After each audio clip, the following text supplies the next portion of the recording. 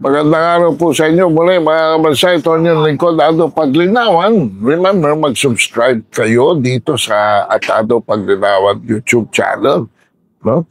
At mag-like at mag-share.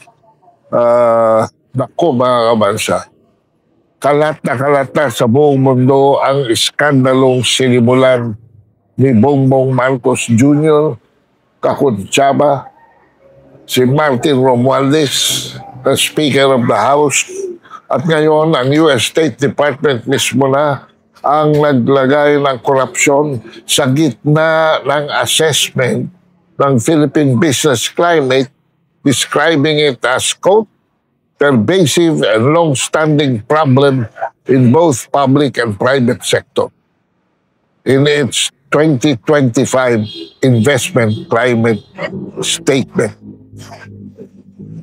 Suma total, sabi ng State Department, dahil sa kaguluhan ito, sino pa ang pupunta rito para mag-invest ng pera nila mula abroad? Paano magtitiwala? Ang isang banyaga na kanyang pera ay hindi masasalamang ka. Sa gitna ng kaguluhan dito sa mga skandalo involving the national budget at paggasta ng public funds. The report emphasized that graft remains to be the structural barrier to investment, citing the Philippines rank pang 114 po tayo out of 180 countries sa Transparency International's 2024 Corruption Perceptions Index. Isang posisyon na mambulaho na tayo since 2019. 6 na taon na po tayo nandyan. Mga kabansa, nandun tayo sa 1/3 na pinakakurap. Within the 1/3 na pinakakurap. At ang sabi ng State Department, ang pinakakurap na ahensya na ating pamahalaan na kinatatakutan ng mga investor, Bureau of Customs. While the World Economic Forum has consistently identified corruption as the most problematic factors for doing business in the Philippines. Ito pong unfortunate na ito ay, alam niyo noong February 2025, 9 months ago, no? Inalis na po tayo ng Financial Action Task Force sa kanyang gray watch list. Ano po yun? Yung po yung watchdog sa money laundering and terrorism financing. Na naglagay sa ating bansa mula pa noong June 2021 due to strategic deficiencies in our regulatory framework. Ito ho includes the weak oversight of money transfer services, inadequate regulation of designated non-financial business, and limited enforcement of beneficial ownership rules. Limited eh. Kasi selective bansa. No? At mismong ambassador natin, si Dave Romualdez, ambassador natin sa Amerika, naglabas na rin ang kanyang salubin, saying that corruption issues are dampening U.S. investor interest. Well, bibigyan ko po si Ben Romualdez ng A for effort yan, pero 0 for conversion. At ngayon, nakakita siya na excuse para sabihin na ito ang rason para sa aking kapagpukan. Sa isang interview sa Super Radio DCWB, sinabi ni Ben Romualdez na estimated 100 billion hanggang 150 billion in potential investments, including yung mga link doon sa mga travels ni Marcos Jr.,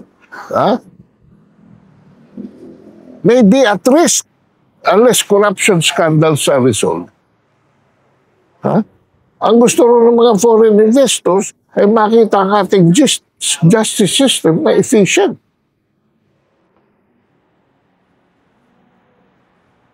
Ayan, mga kabansa. Ang South Korea, nag-cancel na ng loan. Sa isang Facebook post mismo ng South Korean President Lee Jae-myung, ano sabi? That it's canceling the implementation of a 700 billion won, $29 billion or 29 million pesos or $500 million US infrastructure loan to the Philippines because of corruption concerns. Ito pala, mga kabansa, ay pagdadaanin sa Department of Agrarian Reform, sa isang meeting na naganap with the South Korean officials, ang tatawaging PBBM Bridges Project.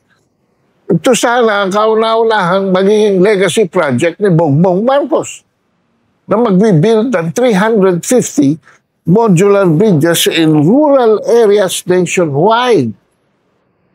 The project, which was deemed substandard project with potential for corruption now, was immediately ordered to cease. Cease na ho. Stop proceedings. Yan. At ang sabi ng isang GMA report, based on deliberations for the Department of Agrarian Reform's current 2025 budget, ito palang PBBM bridges na ito ay mafafund, yun nga, $500 million loan from South Korea with a 5 billion peso counterpart from our national treasury. Pero, alam niyo ba nangyari? Tinatanggi pa ng punyetang Department of Foreign Affairs, mga kabansa. Wala naman daw project na gano'n sa South. Tingnan niyo itong mga... Hindi ko talaga maintindihan itong mga ito eh. Wala na magawang tama, sinungaling pa, at mga walang hiya itong mga tao natin sa gobyerno. Pinalalabas pala sinungaling ang South Korea. O ano nangyari? Ano nangyari, mga kabansa? Noong ang isang kapamilya ng host and former volleyball player na si Gretchen Ho, ay naglabas ng kanyang reklamo sa social media na isa sa kanyang pamilya ay hindi pinalitan ang kanyang US dollars nung siya ay mag-travel sa Oslo, Norway. Mga kabansa mo. Kalilipas lang, a few weeks ago. Si Gretchen Ho, mga kabansa, found it alarming as the reason that was given to her family member was due to ongoing corruption scandal in the country. $300 lang po ang pinapalit para gastusin doon sa travel. Wala pa hong 20,000 pesos. Foreign exchange counter sa airport. Ano sabi ng tao doon sa exchange, sa money center? No? Because her family member was coming from the Philippines, they can't exchange the cash. Sabi ni Gretchen, quote, "Lady at the counter goes, you came from the Philippines? We cannot exchange your dollar because of the corruption and money laundering in your country." Ayan, mga kabansa, napahiya pa yung pamilya ni Gretchen Ho sa kanyang mga kasama sa tour. They were asked to exchange their money elsewhere, but not at the airport. So, yan. At ito palang sharing na ito ni Gretchen Ho, mga kabansa. It's not an isolated case. Kasi mismo isang taga-Norway nag-share, na ang Pilipinas is considered high risk due to strict anti-money laundering rules that Norway follows, which is ordered by the European Union and the North Atlantic Treaty Organization. Ayan. Paano na ito? Samantalang nangyayari ito, itong Lumabas, ano lumabas? Few days ago.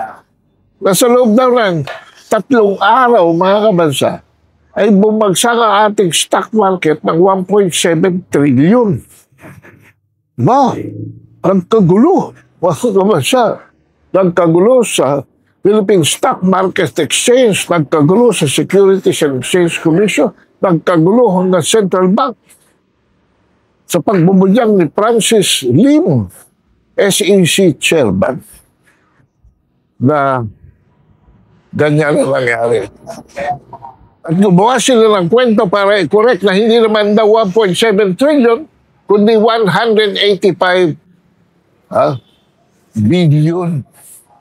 Jesus Maria Joseph, mga kabansa, 1 billion lang mawala sa stock exchange, laking bagay niya. Pero hindi nila iniinday 185 billion para itatwa lamang yung 1.7 billion. So nag-research ako. Ano lumabas sa research ko, mga kabansa? Hindi 1.7 trillion ang nawala in 3 weeks. Pero 5 trillion ang nawala from December 2024 hanggang ngayong October 2025 sa loob lamang ng 10 buwan. Tinanggi pa yung 1.7. Ay nangamote na tayo pala. Nangamote na pala tayo ng 5 trillion. Pero may nagpapabida sa Malacanang. Itong, ewan ko kung anong klase opisina ito. Isang special assistant to the President for Investment and Economic Affairs, Frederick Go. Sasabi na wala naman daw nawawalang investment pledges due to ongoing probe into the corruption involving flood control projects. Aba, bakit daw? Dahil the swiftness and decisiveness of the President showed the resolve of the government to clean up corruption. Hoy, Mr. Frederico, endemic na yan. At ang level ng corruption ngayon, wala sa kaligkingan yung level ng korupsyon ng tatay ni Marcos Jr. kung panahon ng Marshall. Ewan ko, nasa DNA na yata ng pamilya na yan ang pagdarambot, paglalakaw, kleptocracy, korupsyon, plunder. Maawa naman kayo sa bansang Pilipinas. Maraming salamat po.